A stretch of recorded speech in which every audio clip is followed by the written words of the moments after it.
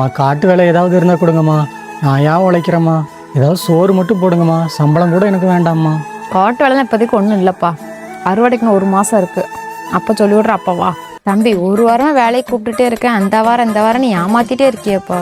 ஏம்மா நீ நினைக்கிற மாதிரி இல்லைம்மா. வேலையாளுக்கெல்லாம் ரொம்ப டிமாண்டு. சரி நீயும் 2-3 நாள் அலையிற. நாளைக்கு வாரேன். நல்ல வேலை, நாளைக்காவது வர்றேன்னு சொன்னியப்பா. சரிம்மா, சம்பளம் வந்து 1000 ரூபா. ஆனால் 10 மணிக்கு தான் வேலைக்கு வருவேன். 11 மணிக்கு காப்பியோட 2 வடை கொண்டு வந்துருங்க. 1 மணிக்கு சாப்பாடு நீங்கள் தான் வாங்கி கொடுக்கணும். கரெக்டாக 1 மணிக்கு வந்துடணும். அந்த பழக்கடைக்கிட்ட இருக்குல்ல ஹோட்டலு, அங்கே வாங்கிடுங்க. பிரியாணிலாம் வேண்டாம், வெயில் நேரமாக இருக்குது, சூட்டை கிளப்பிடும். ஒரு ஃபுல் மீல்ஸ் வாங்கிக்கோங்க. அந்த கடைக்கார்ட்ட நான் சொன்னது வந்து கொஞ்சம் கெட்டி தயிர் வந்து சேர்த்து வாங்கிக்கோங்க. அப்புறம் வந்து வேலை முடிஞ்சதுக்கப்புறம் கோட்டு வந்துடணும்.